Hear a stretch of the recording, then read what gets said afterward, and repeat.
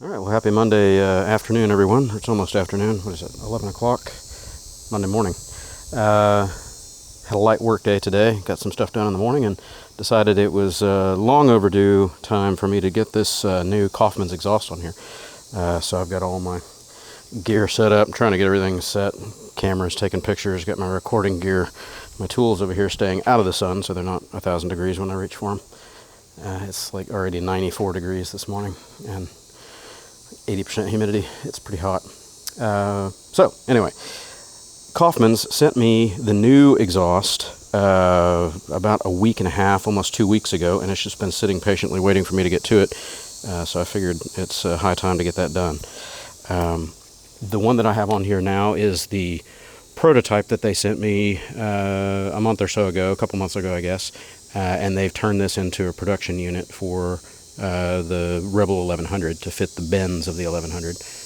So that's the actual production unit now, except they mentioned that they're going to be shipping it out with a black stainless clamp instead of the silver one. So I think new owners, including the ones of this when we unbox it, the Shorty and this is the Thunder, they're both going to have a black clamp. So that'll be nice. So what I'm going to do is unbox this new one here before I melt. Let's get this thing opened up. I haven't been in it yet because I've been just absolutely swamped. Take a month off of work for vacation and setting myself up for a whole lot of trouble. So here we go. Let's get all this out of here. That must be the new clamp. Yeah, it looks like it's black. That's cool. Okay, it's nice. So it's an all one-piece extended neck there. And then it's got a bracket to mount to the original hanger bracket here. So here is the new, it's the same bracket, but they have their own powder coating and ceramic coating facilities in shop there at Coffman's. I did a tour of their shop when I was there in, I believe you pronounce it Ukiah, California. When I finished my cannonball run, I stopped by there and paid them a visit. They were really good to work with, and let me walk around and take a look at their facility. It was pretty cool. Showed me how everything was made. It's all made in-house. They don't farm this stuff out to anybody. So, well, I mean, I'm sure they buy clamps and that sort of thing. But as far as the exhaust, it's all their own stuff. They make everything. The innards, outwards, everything. So anyway, this is going to go on with this.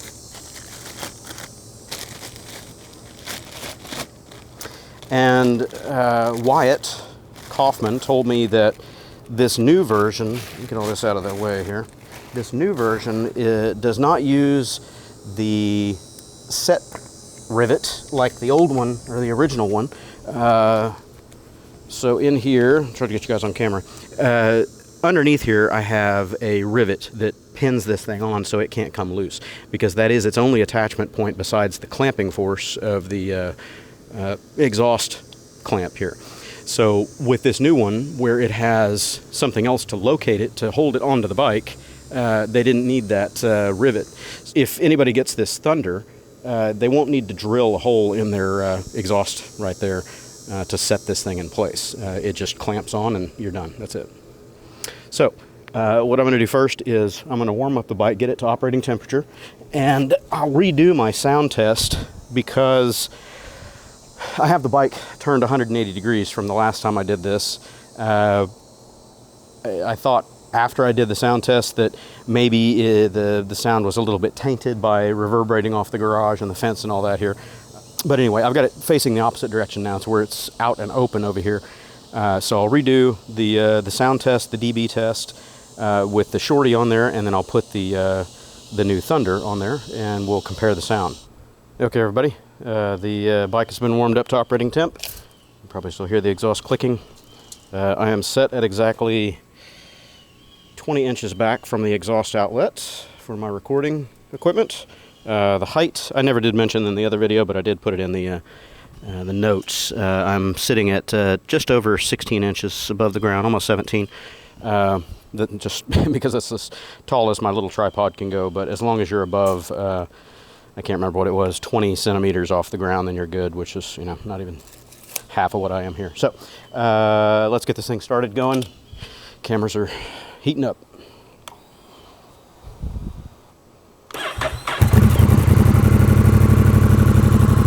Okay, so I got my levels all set pretty well.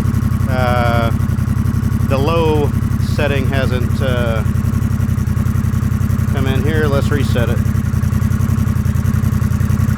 Max, we're looking at 87.2. I've got it on slow resolution this time, so it gets a little bit better average, because we're not looking for fast peaks, we're looking for sustained volume level here. So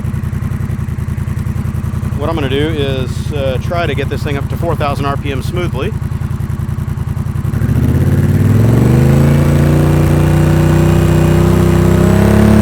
Went over.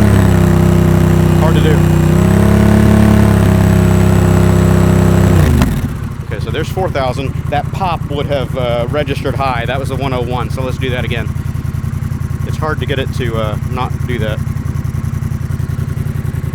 All right, let's try it again. Try to not burn my leg.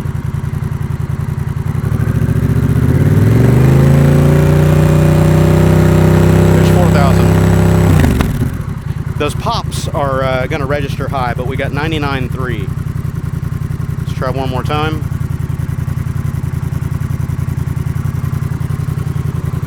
Let's see if we can watch it over here before the pop happens.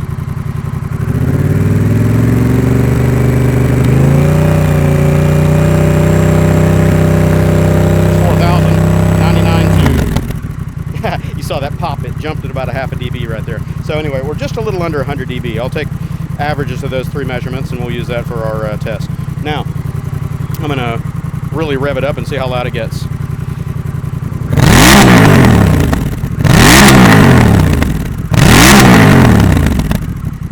That's loud. Sounds good though. Oh yeah, she's getting hot. You can see the heat trails coming off the shadow here. All right, I'm gonna shut it down, let it cool down. I'll pull this one off of there. I'll drill out the rivet, try to clean off my gasket maker that I've got on that pipe, and then I'll mount up the other one, and we'll see how it looks. I did take some pictures a few minutes ago. I'll throw those up on the screen here of the bags installed on the side and kind of how they sit, where it ends out about right here. It's still away from this exhaust. I have noticed that while I'm sitting still, idling, the exhaust puffs are kind of right at the edge of the bag. Well, let me just go get that out of the garage and I'll show you. But I don't think it's going to heat soak the bag. It's definitely not going to mess with it as long as you're moving, but when you're sitting still, idling for extended periods, if you have the long bag like I do, which is the left side bag, then it's kind of close to the exhaust, but I don't think it's going to cause a heat issue. Now we'll find out how the new Thunder exhaust, how far that comes back, and if it's going to be into the bag area. So here's the left side bag for the bike, which is the long one. I've got two of the left side, or the larger ones, on mine. And when I install this on here, which is a really easy proposition, you just line up the little pucks and slip them right on there. So you can see that there's quite a bit of room. It's really far back. It's behind the shock. And if you're looking at it from what would be top-down view when the bike isn't leaning, you can see that it's kind of aiming back this way, and it feels like the edge of the bag gets some of the exhaust puffs. I don't think it's really getting heat-soaked or anything, but just something to be aware of. I'm going to be touring with mine this fall, and I'll let you know if I run into any heat problems on this, but I think it'll be just fine.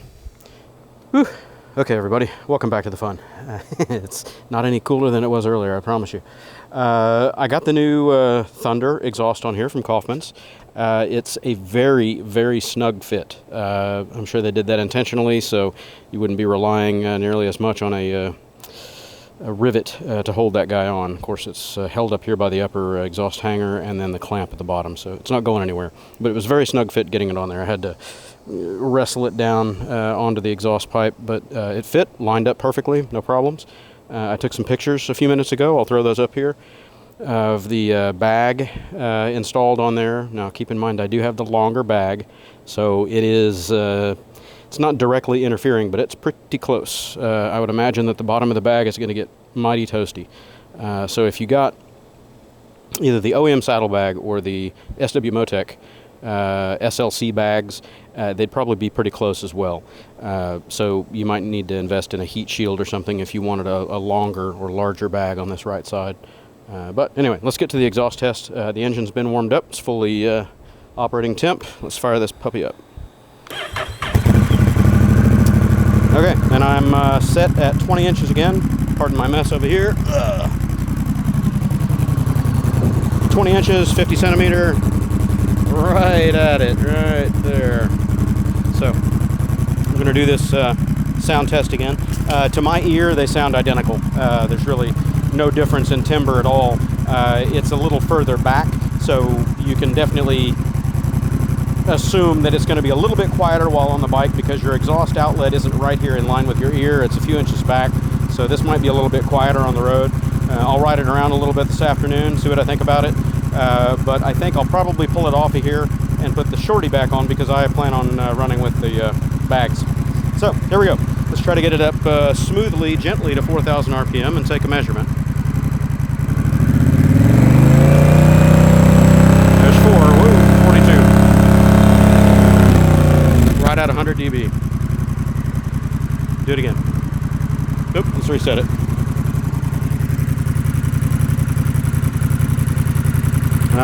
Wait. Now we got to go on slow and min max. There we go. Do it again. Here we go.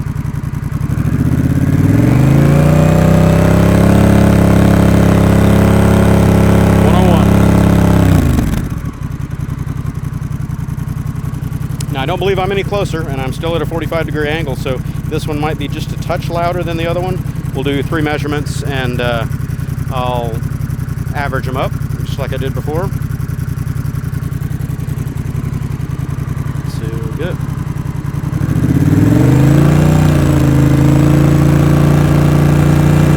Come on.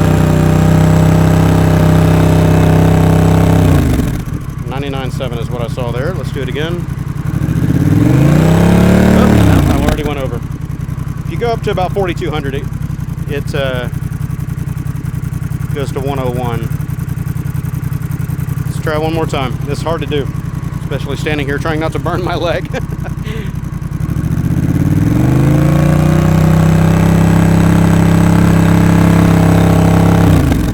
Yeah, right at 100.6. Okay, I think that's pretty reasonable. Now let's blast it, see what it sounds like.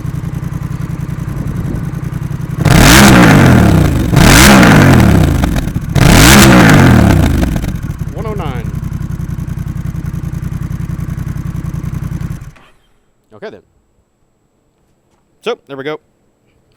Shut all this stuff down before it self-destructs in the sun, and go put these videos together so everybody can kind of see what the new Coffman's Thunder looks like on the bike. I really like it. I definitely like the fit and the placement. It's still narrower in than the factory exhaust would have been by a couple of inches, much higher up and shorter. So the factory exhaust almost followed a straight line with the swing arm, and this is still upswept just a tiny bit. It's much smaller, much lighter. I did not weigh this, but I'll get the official specs from Coffman's, or when I pull this off of here, I'll weigh it. It's a little bit heavier than the Shorty, obviously, because you've got more metal.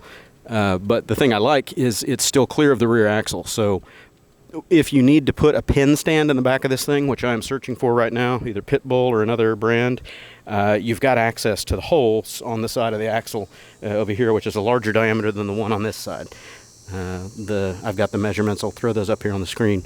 But the left side of the axle is a smaller hole diameter than the right side.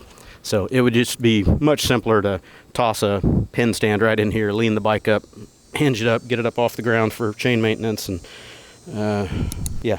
Anyway, it's hot. I'm going inside. It's almost lunchtime, and it's definitely beer time.